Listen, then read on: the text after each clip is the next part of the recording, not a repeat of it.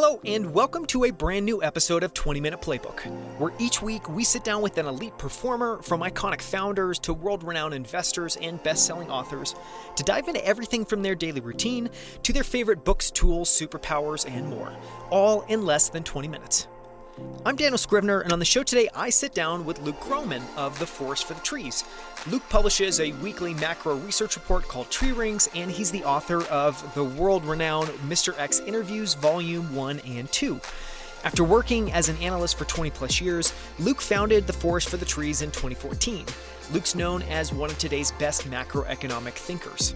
His view, which I love, is that as data increasingly becomes commoditized, free thinking becomes priceless. And he's a regular guest on Real Vision and has been published in a number of newspapers, including the Financial Times. As someone who's followed Luke's work for years, it was a thrill to finally have him on the show. You can find the full show notes for this episode at outlieracademy.com/81, including links to everything we discuss. For more from Luke, you can follow him on Twitter at Luke Gromen. That's Luke, Gromen. And you can find Forest for the Trees at fftt-llc.com. There, you can subscribe to Luke's weekly research report, Tree Rings, for just $97 a month, and you can also download Luke's Mr. X Interviews Volume 1 for free. With that, it's time for 20-Minute Playbook with Luke Gromen of The Forest for the Trees. Luke, it's a huge honor to have you on 20-Minute Playbook. Thank you so much for coming on. Thanks for having me on. It's great to be here.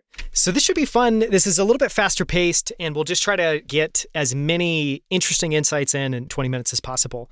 And I wanted to start, I think you'll definitely have an interesting answer to this question. I want to start by asking what you've been fascinated about recently. So this is just things you're tracking, topics that you're researching, things you just can't get out of your head. There's a lot. So there's a lot going on in this head. That's why all the hair's gone. I mean, what's going on in the economy? What's the cognitive dissonance between watching people realize that it wasn't different last time, now making the case that it is different this time, when you talk about, hey, home prices can never fall nationally, even though they had. Now you're looking at, hey, we can never have another sovereign debt crisis, even though we have. What does that look like? I spent a lot of time thinking about that. Watching my sons grow up and progress, this change in my own life of, hey, I got one gone, I got another one leaving, I'm going to be the only child. There's just a lot of fascinating stuff going on right now.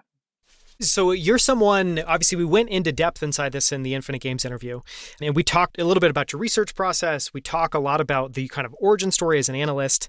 So clearly you have kind of an analytical supercomputer in your head. At least that's what I would kind of think about. That may be your superpower. What do you think is your superpower or superpowers when you come into work every single day, and how do you utilize those? I've had a couple clients say that they think I should have a PhD in connecting dots or dot connecting. And I think that that's probably superpower number one, is just I have this unique ability to connect dots in a unique manner. I have an ability to read lots and retain a lot really fast.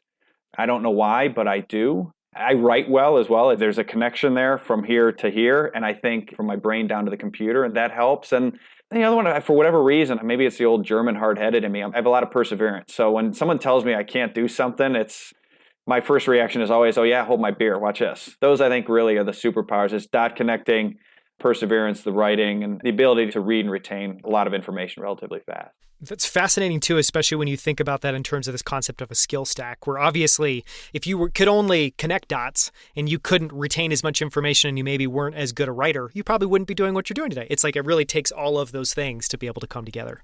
I'm very blessed. It's fun. It's like a dream situation for me. On the flip side, what do you feel like you struggle with, and how have you either improved or worked around those things over time? Something that I've always done, and it can be both a blessing and a curse, right? But it's what I call moving too quickly to the second derivative.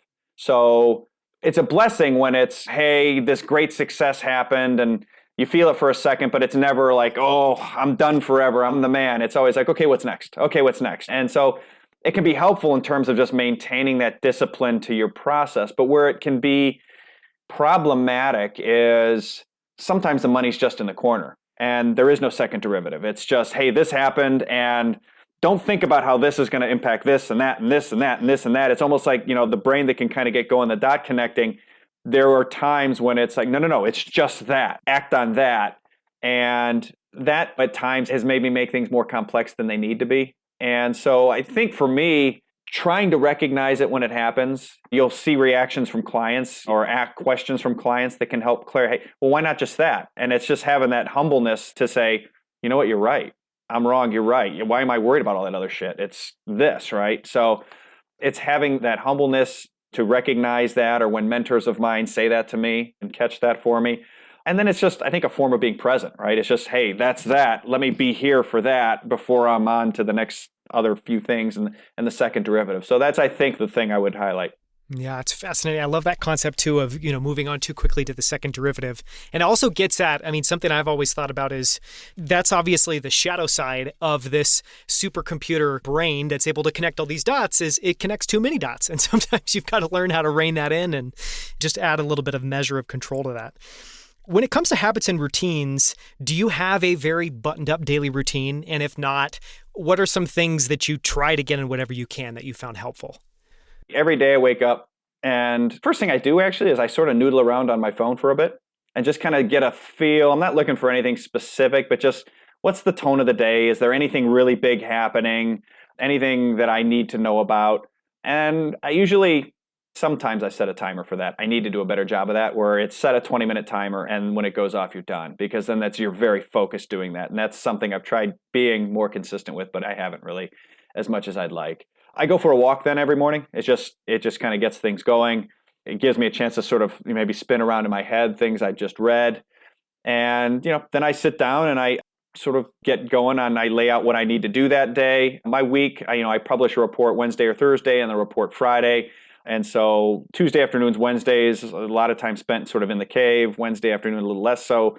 Thursday morning, a little less so. Then Thursday afternoons, Fridays, back into the cave. I sleep when I need to sleep. I write when I need to write. There are times that I found I'll wake up at 4 a.m. and there's like something in my head. And so I go downstairs, or sometimes it'll be 2 a.m, 3 a.m, right? And I got to get it out because I'm afraid it'll leave, right? But if I don't write it down, and sometimes I'll just get out of bed and just write it down, sort of note, and I don't start writing. But sometimes it's really good and I write. Now, sometimes I've been writing a lot and my brain needs a rest, and I'll sleep in. I won't set an alarm. I just try to flow with where the energy is, really. Yeah, that's interesting. A question I feel like I can't not ask you is, so I do this podcast. I've done it for a bit over a year now, I think almost 18 months. And it's the first thing I've had where it's an incredibly rigorous, every single week we publish one. And that is, I think for anyone that hasn't been on a weekly cadence, and I know you now published, it sounds like 2 reports a week, so you're on a twice a weekly cadence, it's a lot. And I think it's, there are times where it's very manageable, but there are definitely times consistently every single year where it just gets challenging. Has it ever been a challenge for you? And is there anything you've learned, or there's any way you think about it that helps you just be comfortable with this pressure to always publish and that you have to do this every single week? I've been blessed in that really since 2015, the macro situation has gotten so that there's almost always something. With that said, there are times when it gets to the end of Monday, end of Tuesday, and I don't know what I'm going to write about. I don't know what I'm going to write. I've got nothing. And it's really, I think, important, particularly like late Monday, late Tuesday. If I don't have it, I walk away. And I just trust. My wife always says, hey, it's the universe, right? The universe is going to give you something to write about, I promise. And I've learned to just sort of trust that something's going to happen, something's going to catch my eye. There's going to be something there. And almost without fail, it happens, which sort of sounds kind of woo-woo, but I think rather than trying to force it, nothing ever good happens when I sit there and try to force it and grind through it. I think that's probably the closest I can come to sort of, because we publish 48 weeks a year, twice a week. It's probably close to 1,000 pages of research a year. Wow. And it doesn't feel like it. Yeah. Yeah. And so it's both you're both waiting for serendipity, honestly. You're waiting for something interesting to write about. And then at the same time, you're trying to be disciplined, but you're not ever forcing yourself to just sit down and write. Because obviously, I'm sure you won't enjoy that. People won't enjoy reading it.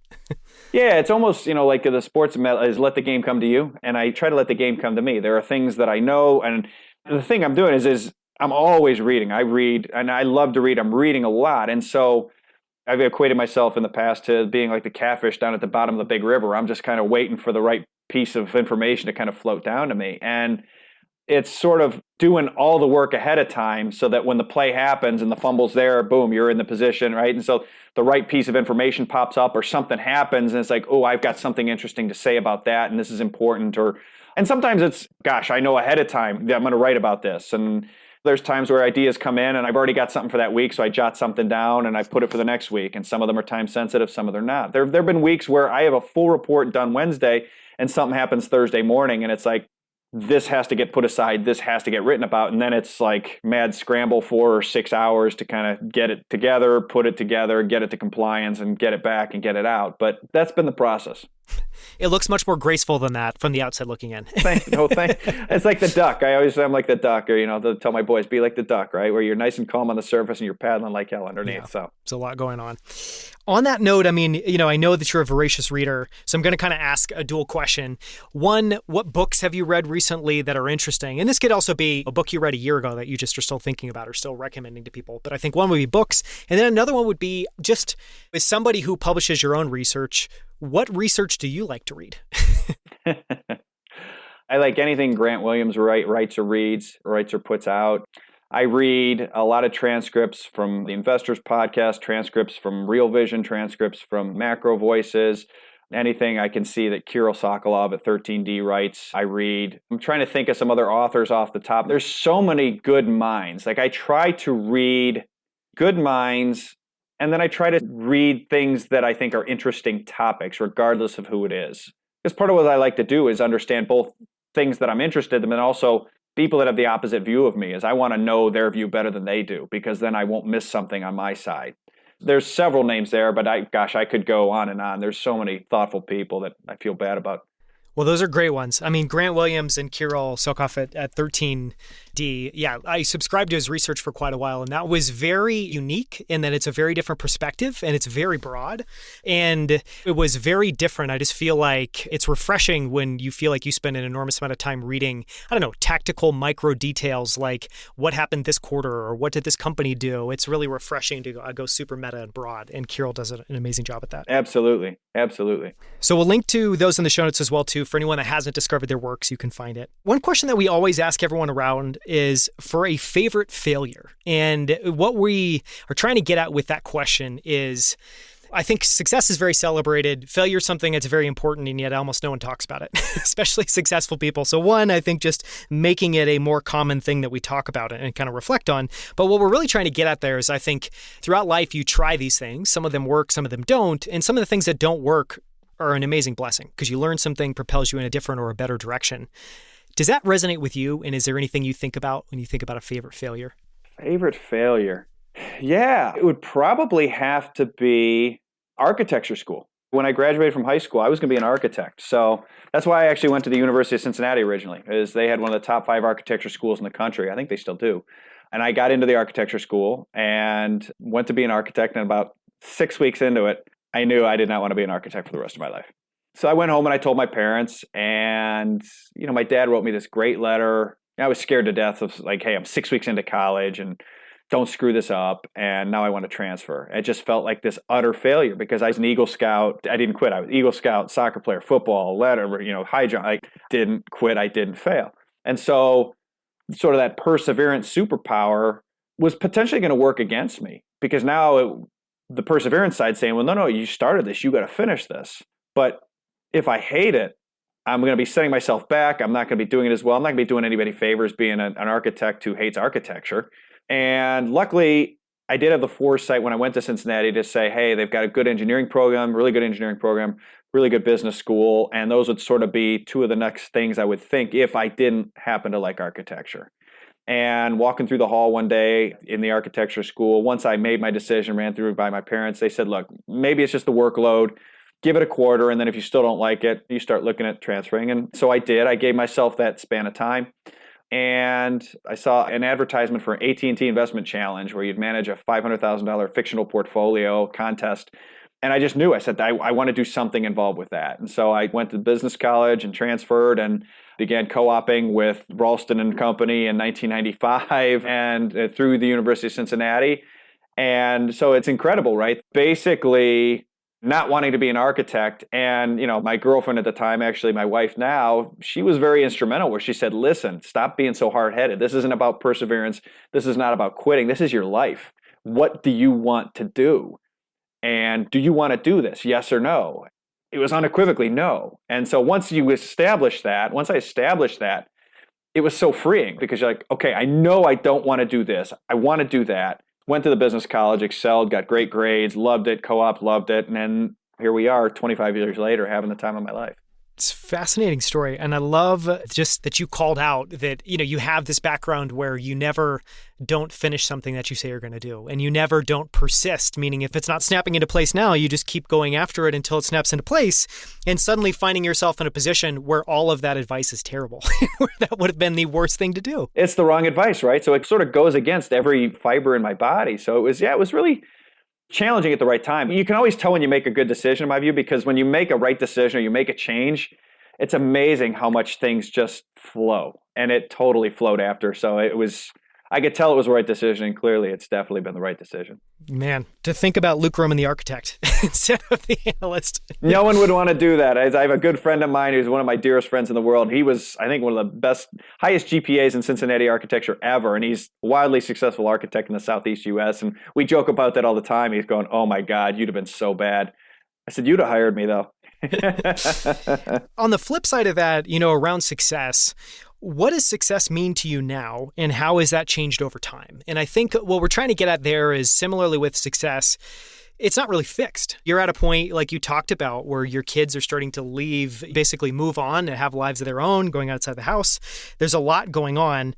How does that change? How has that shaped the way you think about success now? I think it changes as you age, in my experience. And what I mean by that is when I was in college, I remember wanting to make X dollars a month and X dollars a year. And I wanted that car, and then I wanted that house. And I wanted to it was very much in your 20s and your early 30s. It's almost like about showing up the bully, right? Rolling up to the high school reunion and, like outcome driven, like very focused on this thing. Yeah, very sort of materialistically outcome driven. I want to make this much money, this car, so on.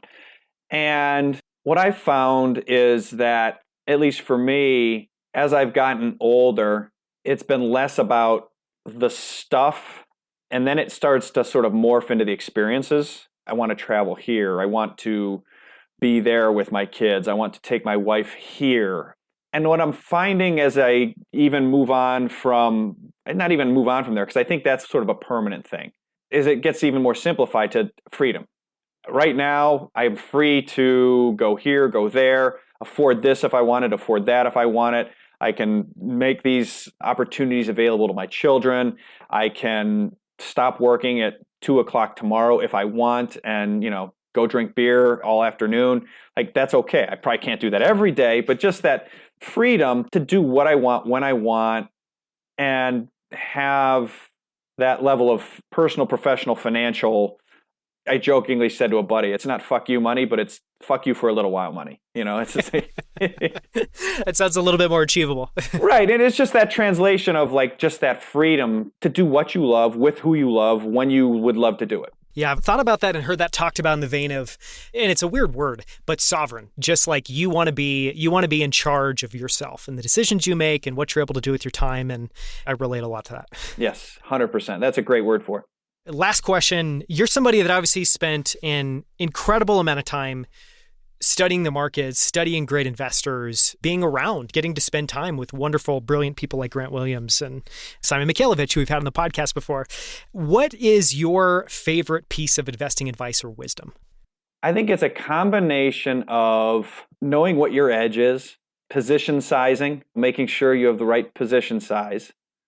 But then I think also a combination of those two, and this is something Stan Druckenmiller and Soros talked about, where when you know you have an edge, push the advantage. I would say those are probably, I love those. Those are great. I think those are great, especially when you stack those together, because I feel like it almost starts to put together a formula for success. Know what you're good at, understand how to size that correctly, and then when you see you have an amazing opportunity, make sure you don't undersize it. It's maybe another way. That's a very good way of putting it. I think as Soros said, you need to know when to be a pig or something like that. Something to that effect. But it's a little bit more exactly colorful. Right. So I know people can find you on Twitter, and I highly recommend anyone that's not following you, follow you. I really enjoy just the stuff that you share. People can find you on Twitter at Luke Gromen, Gromen.